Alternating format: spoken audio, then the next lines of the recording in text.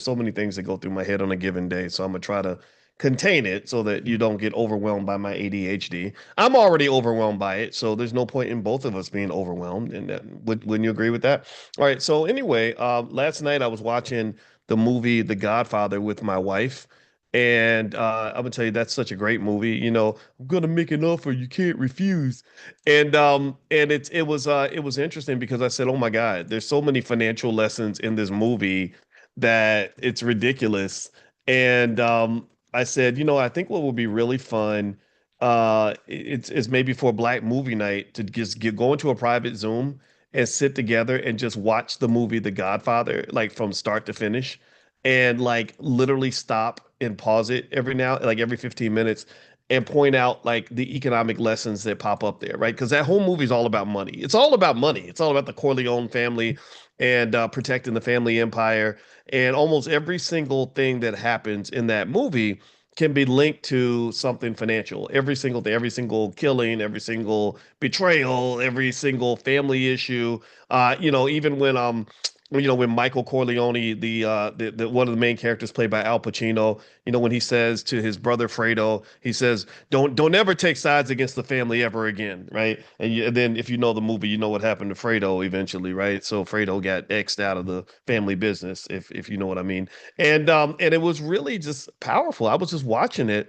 And somebody says, please on a Wednesday night. Alice says, please on a Wednesday night. I don't work nights that day. Well, I don't know about a Wednesday, Alice, because Wednesday is kind of a hard day for a lot of the students. Just Friday tends to work a little bit better, but I'm gonna work it out. We're gonna work it out for Alice because my heart goes out to you now. I don't want the plantation to slow down what we're trying to do up in here. This is what's important. But yeah, if you watch this movie, and my wife and I've been watching it kind of slowly, and literally, there's so many financial lessons in there that it's ridiculous, right? So I encourage you, if you are a fan of the movie The Godfather, watch it again and watch it through an economic lens. Just and maybe if you've already taken a look at my book, The Ten Commandments of Black Economic Power, I want you to try to connect some of the lessons from the book to some of the things that you see in this film. For example, there's a time where a guy tries to make a business deal with Michael's family, and the family says, no, thank you. We don't want to get into drugs. It's a dirty business. And the guy ends up trying to kill the father, the head of the family, right? And he says, Tom, I don't like all this killing. It's bad for business, right? Because violence, I've talked to you guys about this, that fighting either with each other or fighting against other people gets in the way of your economic progress. War costs money. And he says these wars are very expensive. So ultimately, these are little rules that apply to your own life because a lot of you all have families where the trauma is very, very high. Sometimes the betrayal is very, very high. You're dealing with relatives that would rather fight you than to build with you. And I would just tell you the best way to defeat an enemy is not to defeat the enemy. The best way to defeat the enemy is not to defeat the enemy, but to turn that enemy into a friend, and if or in and also to keep that potential enemy as a friend, so that you minimize the damage, right? So all these things come up. In fact, I'm looking through the book. And by the way, if you go to drboycebooks.com, you can get a copy.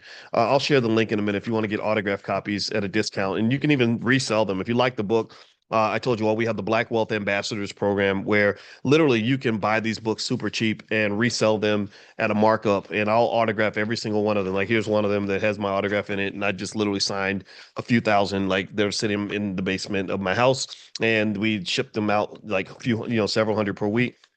And so if you want to go into business with us, I'd love that because that helps you and it helps us, right? It gives you an opportunity to build that business that you've been trying to build, that side hustle, that extra stream of income. It helps the Black Business School because we want to be independently funded. We insist on not being funded by the government. We insist on not being funded by corporations that are not Black. We are ahead of our time. It is too soon, too early for a Black-owned entity like ours to be funded by the people who have worked very hard to keep us from elevating financially. They work very hard to keep us stuck where we are. They work very hard to keep us distracted and spending our money and doing things with our finances that are not healthy for us. They work hard to keep us, right where we are. I'm not trying to do that. I'm building that rocket ship. We're getting up out of here. We're going to Mars, baby. We're taking the sucker to the next level. And speaking of going to Mars, and by the way, so if you go to drboycebooks.com, you can get a copy of the book. And actually, I'll share that link before I forget. But I want to share something else with you that got me really excited. Has anybody been following Oklo stock? Anybody in the room? I know y'all are. Don't lie. Don't pretend. Y'all know just yesterday we did a stock options training and we talked about Oklo and how to manage all this money you've been making on this stock. It's kind of ridiculous. It's kind of crazy right now. But let me show you all what this freaking thing did today. This stock is full of surprise. It can't stop, won't stop. No diddy. But literally this stock is just going crazy. It's if you look here, it's now gone up another today, it went up another 7.5%. It actually had gone up 10% the last time I checked. And in fact, it was over 70. So I'm actually happy about that because the minute I saw that it was over 70, remember, I never look a gift horse in the mouth, and I always count my blessings before I count my curses. And I always think about what can go wrong in investing. So one of the things that I did, if you're into options, you'll know what this means. I sold a call option with a pretty high strike price. As soon as I saw that price hit 71 or something like that. And since that time, that's actually made money because the stock has actually gone down a little bit. But it's still, look at this, it went up another 7%. Last week, the stock went up 26%. The last month, it's gone up 81%. The last 6 months, it's gone up 270%. This is the value of consistency when it comes to investing. I know for a fact a lot of you are making money because I know just because I talk about the stock so much, a lot of you bought it. But I don't give investing advice on this platform ever. And that's important to remember. But still, I know that when I talk about it, I know that's going to have some influence on you. And but I don't want that to be the final decision maker for you. I need you to understand investing involves risk. Every time I'm right, I could have been wrong. Every time we make a good move, it could have been a bad move. Every investment you make that makes you money could be one that takes your money for a little while, right? So you're going to have to really make sure you understand the game. It's like if I tell you to go get married, that don't mean I'm guaranteeing you a bad marriage. If I tell you to go and have kids, that don't mean that you're going to have some wonderful kids and a wonderful experience. If I tell you to do anything like that, if I tell you to get married, I'm going to tell you get married and be careful when you get married because if you aren't careful, marriage can turn into a nightmare. If you aren't prepared, then marriage can ruin you. If you don't do things right, if you don't study and get ready, then you're going to get broadsided by a lot of the challenges and complications that come with dealing with another human being. So before you make that investment, in whether it's a personal investment or a financial investment, always do your due diligence. Always take your time. Always think it through. Always make sure you're prepared.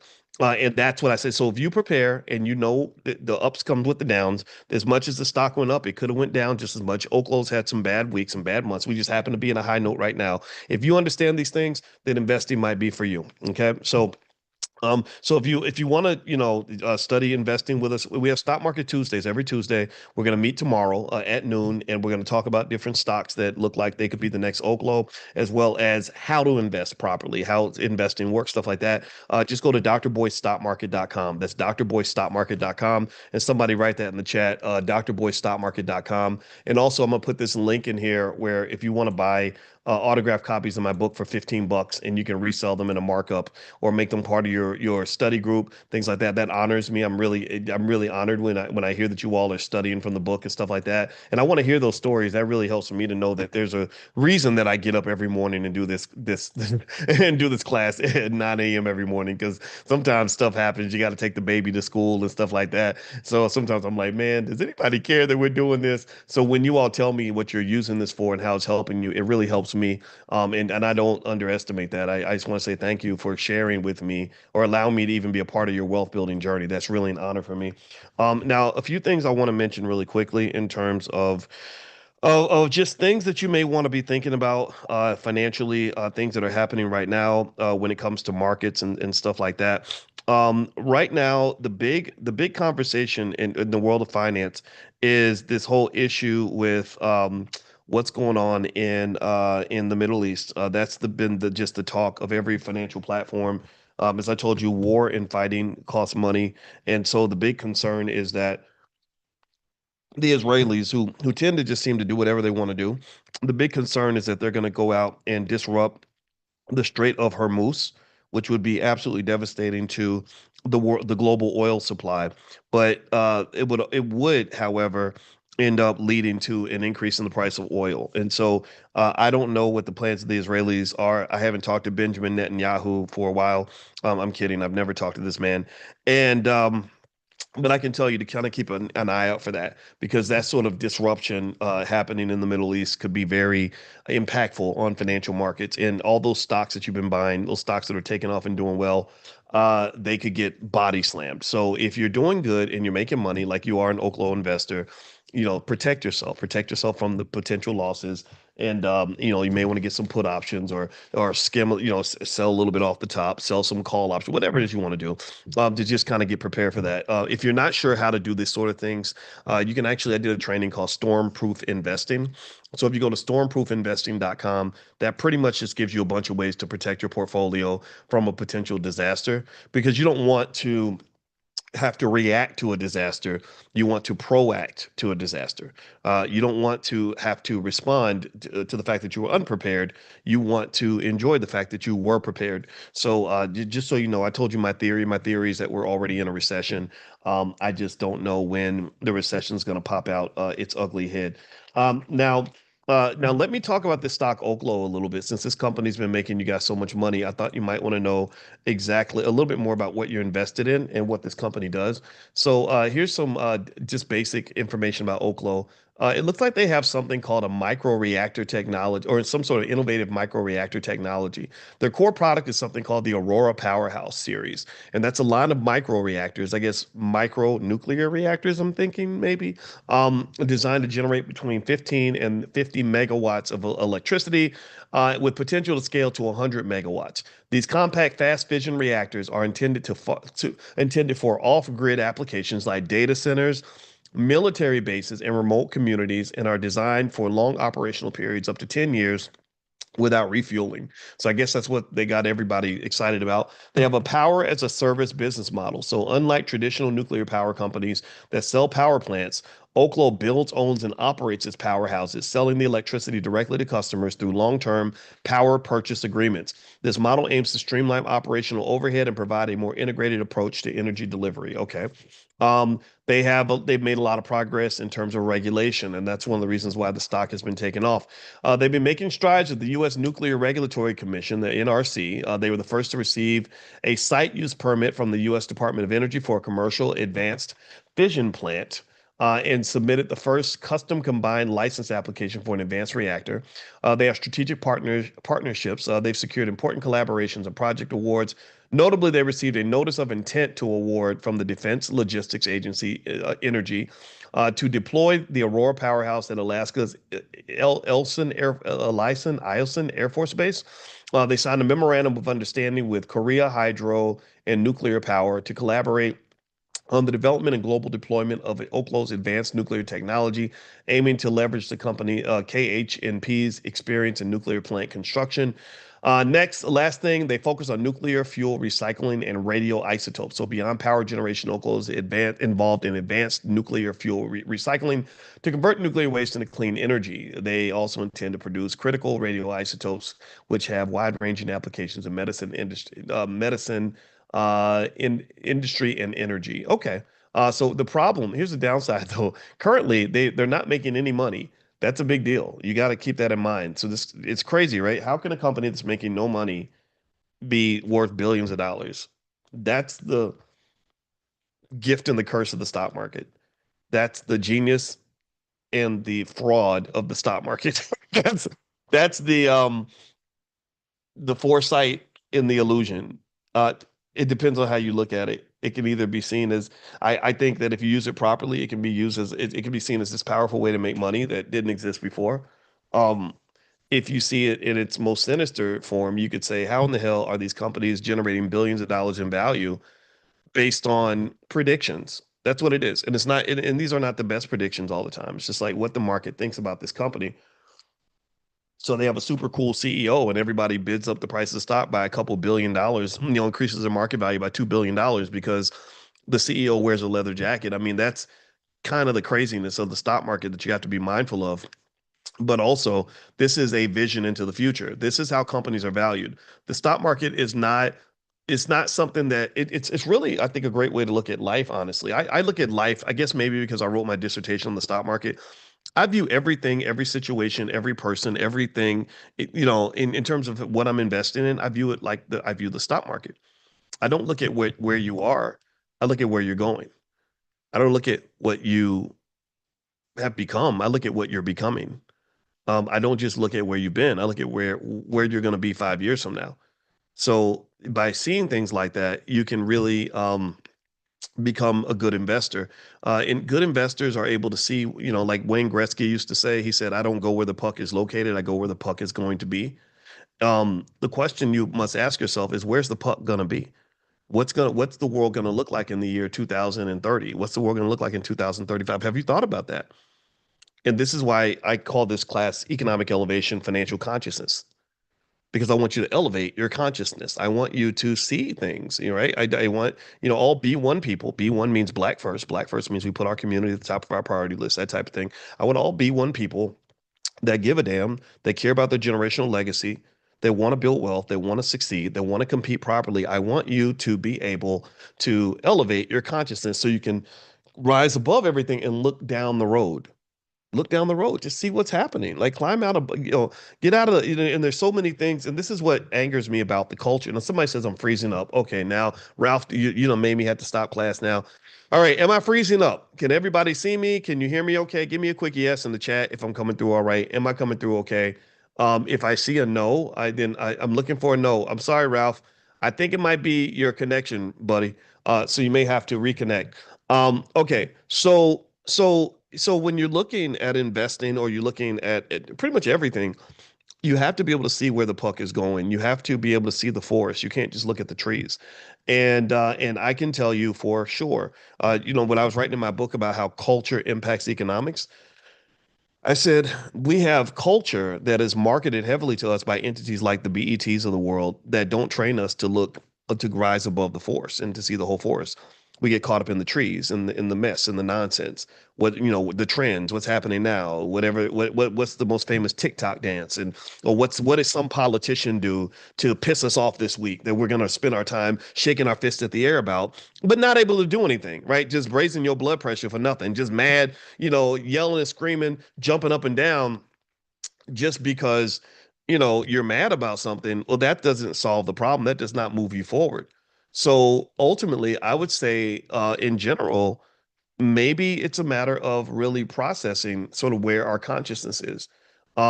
Because I can tell you that people who can see down the road, who are looking 5, 10, 15 years in the future, who can sit and ask themselves, what's the world going to look like in the year 2035? These are the people that are going to be rich in 2035. That's what it is. So if you are able to see 2035, then you'll be wealthy in 2035. If all you see is 2025, then you're going to miss it. You're going to miss everything. The wealth is going to walk right past you and you're not going to see it. Okay. Now let me kind of cover a couple more things. Now someone's asking what stock are we talking about? We're talking about Oklo, OKLO. I don't know if the stock's going to keep going up. People ask me this all the time. Do you think it's going to keep going? Is it too late to buy? It could be. I don't know. Because I've mentioned to you all a lot of times that there's something called the random walk hypothesis. Look it up. That basically says that you can't predict individual stocks. Now, if I were less trained and I were just some guy who took one class on stock investing and swore to you that I know everything, I run into a lot of people. Run into a lot of uneducated people, uneducated know-it-alls. Then I would probably tell you something definitive that would make you feel better. I'd say, yes, it's going up. Buy. It's going to, this is going to be good. Buy it. But that would be a lie. That would be unethical because the research doesn't support that. So what I can say is that for sure, the things I know for sure are number one, if you're not in the game, then you can't win. You can't win the game if you're not in it. Um, so if the stock goes up and you're not invested, then you're definitely not going to get anything. I can tell you that there is a probability that it could keep going up. There's also a probability that it could crash. Every asset has what you call a bull case and a bear case. Just like in a football game, if you have two really good teams playing against each other, looking at what a stock's going to do is like watching a football game between two teams that are identically matched, two teams that are both amazing. The Philadelphia Eagles and the Kansas City Chiefs going into that Super Bowl, nobody guessed in a million years the Eagles would just dominate the Chiefs that way. I didn't. I've never seen the Chiefs get beat like that. Um, So before that game, you kind of had almost a 50-50 between those two teams because everybody knows how great Patrick Mahomes is. He's could be the greatest. He could end up becoming the greatest quarterback of all time if he wins a few more Super Bowls. He's got a ways to go. Tom Brady did a lot. And then the Philadelphia Eagles, my God, they were amazing. Saquon Barkley and the quarterback. Oh my, whew, Jalen Hurts. Oh my, I love that team. So if you're trying to definitively say who's going to win, you can't do that. You couldn't do that. No one could really do that. Now after the game, there were people who said, "I told you so. I told you so." And blow the whistle. They were doing that, blow the whistle. Whatever, right? Like we knew we were gonna win because we're Eagles fans. You didn't really know that. If they had lost, you're like if I said, "I want you to bet your life. I want you to bet your mother's life on this football game." I bet nobody would take that bet, right? Because nobody knew for sure what was going to happen. And the stock is like that too. Now, before you see what a stock does, anything can happen. There's a lot of catalysts. They call these catalysts, things that can move the price up or down. So you got a lot of catalysts sitting there just waiting in the bushes. Like, which one of us is going to pop up? Is it a war between with Iran and Israel? Is that going to escalate? I'm a catalyst. You got another catalyst sitting in the bushes. Let's see, could Trump sign an executive order on, sort of promoting nuclear energy? I'm a catalyst. I can make you money, right? So you got all these catalysts sitting in the bushes, and you don't know which one's going to jump out. So what an observer would do is say, okay, let's see, I've got these catalysts over here that are positive, these catalysts over here that are negative. Some of them I don't even know if they're positive or negative. I got to account for each one and come up with some sort of reasonable estimate, some sort of calculated risk that I'm taking by engaging with this asset. That's what you do. So you engage with an understanding like it could go left, it could go right. I don't know, but I want to be in the game just in case, right? And then at that point, you kind of might have to make a personal judgment. Like so, for example, if the Chiefs and the Eagles are going to play, you may choose to be a Chiefs fan because that's just what you are, and you say, well, I hope the Chiefs win, but I know the Eagles might win as well, but I'm a Chiefs fan, so I'm gonna go ahead and bet my money on the Chiefs because that's my team, right? So ultimately, this is the challenge of knowing what a stock is going to do. I can tell you that believe me, a stock that's at $70 a share could go to 200, 300, 400. You never know. I think the company, I'm concerned about the fact they're not making any money yet. I wonder I'd like for them to make some money so I kind of feel a little bit better about it, you know. But that's what it is, okay? And also diversification is really important for any type of wealth building exercise. You never want to put your eggs all in one basket. You're asking for trouble if you do that. If you ever do that, don't be surprised if you end up losing everything as a result of that. Now, what I have, I want to share. I'll send you guys if you I want to take a look at this. I created this thing in the store called a Dr. Boyce cheat sheet. It's a digital download that you can go through really quickly on how to open your first brokerage account. So I'm going to put that here. And let's see. And Antoinette, you're asking about the list of different ways to buy gold. I text that out to you guys via text. If you're not on the text list, make sure you get on there. Text the word morning to the number 87948. Text morning to 87948. I'm going to try to see if I can find the gold thing. I don't know if I have that in here. I do have. How about this? I don't have the gold the list of ways to buy gold, but I do have a list of my AI stocks that I like. So I'm putting that in the chat right there. So feel free to click on that if you want to take a look at some of the stocks that appear to have a dominant position as we go into the AI race. AI is hard to predict because AI is it's a new technology and everyone knows it's going to be dominant. But a lot of people compare it to the dot-com bubble, except they think it's stronger than the dot-com bubble because it's going to steal about 150, 200 million jobs. And so right now with AI, I don't think that investing in any particular winner is going to really do a lot. I follow AI pretty closely and it's changing every single week. Google's emerging as a dominant player in AI. Google's gotten pretty good at making money. I like Google as a company. Also, another company that I'm really excited about is Meta. Meta has done. I think Meta stock is up again today as well, and it's been doing really well lately. and I just like the way it's really funny. I should probably hate Mark Zuckerberg because Meta has taken down we've lost I told you about 1.8 million followers on social media because Facebook would just ban a page for no reason, and like you quote Malcolm X and they say that that's racism. So but like I said, I don't take things like that personally. I just look at it for what it is, and don't worry though, we're fine. I told you all that we diversified, so we still have millions of followers in different places. So I don't, 1.8 million was you don't want to lose 1.8 million. That kind of sucks, but we have enough. We're happy. We're good. All right. So here, you can see Meta stock. If you look at it for the last 6 months. It's up about 12.9%. 5 days, it's up a little bit. Had a little bit of a jump today, 3%. I don't know what the catalyst is, but something happened. So you can look at what it's doing right here. Just consistent growth, 39% in the last year. Holy cow, 195% in the last 5 years. So if you could, so think about this. A lot of you spend a lot of time on Instagram. How many of you find yourself scrolling on Instagram?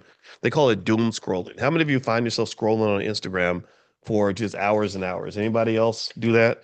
Get caught scrolling nonstop, ridiculously long? Yeah. I mean, if you're doing all that scrolling, you should probably do some investing, right? If you're giving them all your time, you might as well participate in the profits that they're making, right? You should let them double, triple your income. I mean, if you look at this stock, and I just like Meta. I like the way Zuckerberg runs his company, except for the fact that they banned my page. I wish if somebody here works for Meta, tell them to give me my Instagram page back. I didn't do nothing. I didn't do nothing wrong, man. Just a black man trying to make something happen up in here, and y'all just hating, man. Anyway, I hope I don't sound triggered. So with Meta, but if you look here at the stock, you see that this company, I mean, if you'd invested early, you could have bought it for $80. The stock's now $700 right here in 2022 when it went way down to 113. You could have bought those shares and literally damn near 7x your money. How crazy is that? That's ridiculous. A lot of you were listening to me in 2022. This was a tough time. And at that time, I was like, well, I buy the dip. That's what I buy dips. That's my policy. That's what I do. So if you bought the dip on this particular stock, the run up would have been amazing. You'd be super happy. You'd be making more money without working than most of your friends make by going to their jobs. There's nothing that feels better than to make an extra $500 and know that you didn't do anything to get it. Or some of you, I've seen make an extra $5,000 without doing anything. I've seen some of you make $10,000 in a day without doing anything. That's an awesome feeling, man. That's amazing. And I encourage you to expose your kids to this early because when they get exposed to all the ways that there are to make money besides getting up and working 50 hours a week, they're going to be hard to train for slavery. They're not going to be fit for slavery anymore. They're going to be like, "Wait, why what I got to go give up 50 hours a week of my life to make that much money when I could sell a product and make that much money in a matter of seconds, or I can make an investment and make that money while I sleep." Like really, money working is something that you should consider as a last resort. And I don't want to disrespect anybody who gets up and goes to work every day. I get up and go to work every day. So don't think, give me a yes if I don't. I don't want to sound uppity. I don't want to sound like a jerk. I hope you understand what I'm saying. I'm not trying to belittle anything anybody's doing. I came from a hardworking family. I respect hardworking people.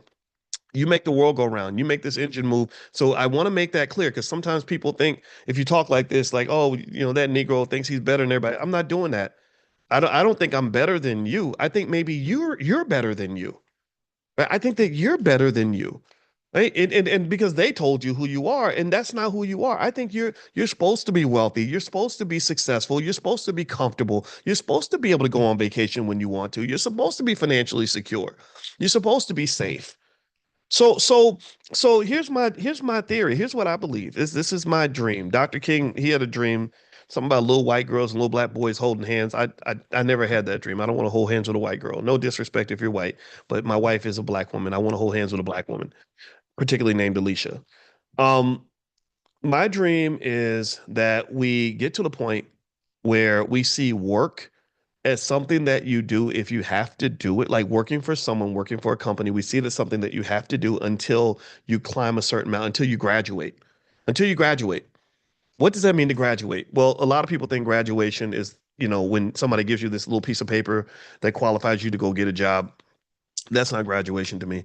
I know people are doing twerking and praise dancing and backflips and stuff because they got that piece of paper.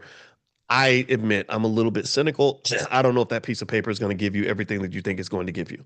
I know that for some people, graduation means you're having a high school prom where you spend $50,000 flying a camel in from Dubai and having a helicopter ride you and your camel to the prom. So, and so you can ride in the Lamborghini with your girl on one side and the camel in the back or whatever. For some reason, the camel keeps popping up because there's a lady who bought a camel for her son for prom. That to me is not graduation. What is graduation for Black people? And consider this. This is a new idea. I don't hear anybody say this, but I'm going to say it. And I'm going to repeat this because I want everybody to consider this. Graduation for B1 people should be when you go from being a worker to a wealth builder. Graduation should be when you jump the fence from being a consumer, from being just a consumer to being a producer. Graduation is when you jump the fence from going from being a borrower to a lender. Graduation is where you jump the fence from going from being a laborer to an investor. Again, there's nothing wrong with being a consumer, a renter, laborer, none of that. Nothing wrong with that. But that should be part of your economic growth process. And that relates to a concept I talk about in my book, The 10 Commandments of Black Economic Power, called economic maturity or financial maturity. You can use the term interchangeably. Economic maturity means your goal is to grow into a full grown man or full grown woman as it pertains to your participation in the economy. I'm not here to be disrespectful of those who haven't reached that yet. It's not your fault. It's not your fault. Nobody told you this stuff. You weren't sitting talking to a college professor every morning, when you were 10 years old. None of us were. I did not meet a Black college professor until I was 19 years old. And to tell you how shocked I was, I thought he was the janitor. He came out of the professor's office and I said, "What are you doing in the professor's office? Are you break? Did you steal something?" Like that's how goofy I was. I was 19. It was a 19-year-old boy. So I didn't know. I hadn't seen it before. And to this day, I've never had a teacher who was Black. I never had I had a teacher fifth grade named Mr. Taylor and an eighth grade teacher who was Black, but I never had a professor who was Black. So with all the dozens, if not hundreds of college classes and grad school classes I took, I never had a single Black professor ever, not one single time. That speaks to the racism of this country. That speaks to the exclusion of intelligent Black people. I've run into thousands of Black rappers, thousands of Black basketball players, thousands of Black comedians, but I can't find, you go to a lot of white universities, it's very, very hard to find Black professors unless you go to the Africana Studies department. That's the little ghetto. They throw them all in there and they say, you can go over and be Black, but we don't really want you in other parts of the university. So with that being said, it's not your fault if you haven't gotten to where you know that you should be. My goal is to get you to consider that this is where you want to be. And I hope you believe me when I say that. And then also, my goal is to get you to just say, okay, maybe it's time for us to reshape our thinking. In 2013, I wrote a book called It Takes a Village to Raise the Bar, a new paradigm for Black America. And my goal was to say, can we get a new paradigm? What does it mean to be Black? Let's really rethink this. Even scholars, what does it mean to be a Black scholar? What does it mean to be a Black person? What does it mean to be a Black parent? And it's not the definitive definition, it's just mine. And I think that when you talk about what it means to be a Black wealth builder, I think that it means you have to graduate. Everybody in here should graduate. And that's when you graduate from being a spender to being an investor. You graduate from being a renter to being an owner. You graduate from being the employee to maybe being the boss of something. You don't have to be a full-time entrepreneur. I'm not telling everybody to quit their job and start a business. I'm saying an owner of something. Why? Well, because the producers get the wealth, not the consumers. The owners get the wealth, not the renters. The bosses make the money, not the employees. And that's just what America does. That's what it is. So everybody should graduate. And I think that maybe in the next 30, 40, 50 years, because of the things you're doing with your family right now, and I applaud you for that, you're going to have grandkids who are going to consider working to be optional. They're going to say, well, why do I want to go to work every day as a nurse or as a janitor or as a Chipotle employee when I have $400,000 in my stock portfolio? I have investing knowledge. I know 20 different ways to make money. And I'm going to start with the ones that let me make money while I'm sleeping. And then I'll go to the other ones that allow me to make money when I'm investing. And then after that, I'll go to the ones that make money when I'm having meetings, right? And then I go to the ones that allow me to make money when I'm the boss. Down on maybe 18th on the list are the ways to make money where I show up with a job application and apply for a job and ask someone to tell me what to do all day and take me away from my children and my family and all the things that I love doing and to waste 100,000 hours of my years on this earth sitting at a place that I don't even want to be, where I'm assuming that because I'm black, I'm going to have to endure abuse, disrespect, microaggressions, mistreatment. I don't think that we have to endure that. I don't think that. I think that that's a myth. That's fake news right there. Okay, so just think about it. Just think about it. And I can defend every point that I'm making here. And I'm not putting pressure on anybody or making or trying to make you feel bad. I'm not in any way criticizing anyone else's life story, life challenges, none of that. I'm just laying out a framework that's easily doable, that can be laid out kind of in a step-by-step plan, but it does take time. Everything great takes time to build. You can't build greatness overnight. You can't build something amazing in 2 weeks. You can't wait, and nobody else is going to build it but you. If you don't build the life that you want, your life will never, that life you want will never exist.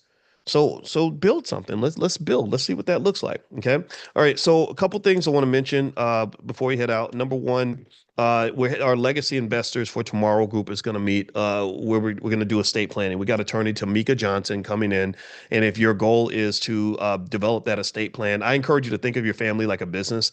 Think of yourself as like a walking corporation, right? Like think of yourself as this entity that will never die. You will never die. Your key to immortality is to start thinking about your physical death and to be okay with that, to accept this idea that many people won't accept, which is that one day you're going to die. In fact, give me a yes in the room if you understand that you're going to die one day. How many of you know that? How many of you know that one day you're going to stop breathing and you won't be able to watch TV no more, and you won't be doing nothing. You won't breathe, you won't fart, you won't do. How many of y'all know? Do y'all understand this? That like death does happen, and it's not always. It doesn't have to be a sad thing. It's just a thing. It's just part of the process, right? So here's the deal. Look, I don't know how to help you live forever physically. That's difficult. I don't know how to do that. I hope they figure out a way because I'd like to be around maybe a couple hundred years. Maybe after 200 years, you probably get bored. But I do know how to help you live forever financially and how to live forever spiritually. I do know how to help you live forever as it pertains to legacy, right? And that's where estate planning comes into play. I spent so much time thinking about my death. I had to face some realities, man. I mean, I go to the gym and stuff, and I just got back from the gym. That's why I'm wearing a t-shirt. By the way, this CEO brand, my old buddy Dame Dash started this brand. He gave me this shirt a long time ago, and it's really cool. I like the shirt, right? It's kind of messed up now, but yeah, but Dame's a nice guy. Some of that stuff I didn't want to be around too much of that, but I didn't dislike him. He was interesting to hang out with, and we hung out a lot. It was really fun. And anyway. So I go to the gym and stuff and I try to stay in shape, but I was like, man, I'm 50 something years old. I'm a hardworking black man. I love working hard. I love what I do. I try my best to eat right the best I can, but guys in my age group, sometimes they don't make it to 60. I think I'm gonna make it past 60. I hope so. But I want to prepare. I want to get some put options, right? Just in case, right? So I spent a lot of time really just asking myself, like, I meditated on being gone. I meditated on like, okay, if I drop right now, what happens right now? What if I'm gone right now?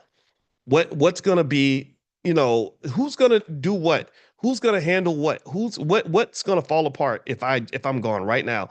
And I realized that there were some major holes in the system in the process. And I spent a lot of time obsessing with my team. We got to get this straight, get the document signed, get da da da, set up the board, set up the structure, set up blah blah blah. And because I was literally thinking, I want to go, I need us going 400 or 500 years in the future. I need to think about what does that plan look like. I was inspired by when my wife and I went to Egypt. We did the group trip to Egypt last year. This year we're going to Ghana. The trip's already sold out, so you can't go with us on that. I mean, if you're already going, you can, but if but we're gonna do another one. We'll probably do another one maybe domestically, maybe I think it was Black DC or something, like a Black historical tour DC or something. I was thinking about doing something domestic. I can't remember if it was DC or something else. But anyway, and then of course we're gonna go to Tulsa, Black Wall Street. We got to do that. Cody Ransom's there. He the best tour guide ever. He's in part of the Black Business School. Love Cody Ransom. If you go to Tulsa, go to the Black Wall Street Liquid Lounge. Cody Ransom is there. Ask him to give you a tour. Tell him I sent you. Is gonna blow your freaking mind. That guy, love that guy. But anyway, so here's the deal. When I was thinking about my estate plan, I was thinking like, I was inspired by when we went to Egypt, and we went to King Tut's tomb, and King Tut is one of the most famous pharaohs of all time, and I was in the tomb, and I read his history, and I wanted to sort of think about his life, and I said, man, this dude was only 18 years old, I think, when he died. He was really young and he was only pharaoh for a few years, maybe 6, 7, 8 years, something like that. But his legacies lived for thousands of years. I have a picture. One day I'm gonna show you all the picture. I'm literally sitting there like, King Tut's like messed up, like decrepit bodies there, and he's like looking like this, and I'm like, right. So I'm literally right next to him. We paid the guy $10 and he let us go right next to King Tut. It was kind of cool. And so I thought about that. And then the other thing that inspired me was my wife and I went to visit my buddy D1, who's a really great hip hop artist, when he was teaching at Harvard.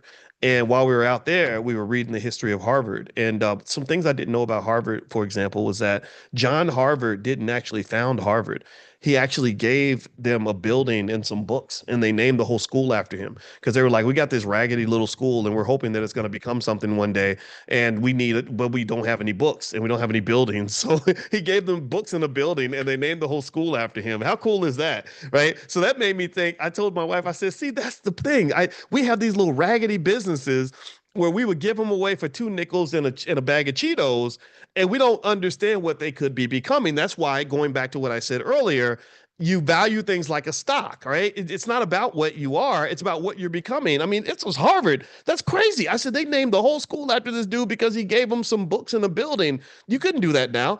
And my wife, when we left, my wife was like, "So would you be would you be excited if they offered us both a job here?" I said, "No, why would I want a job? I don't want to work for anybody."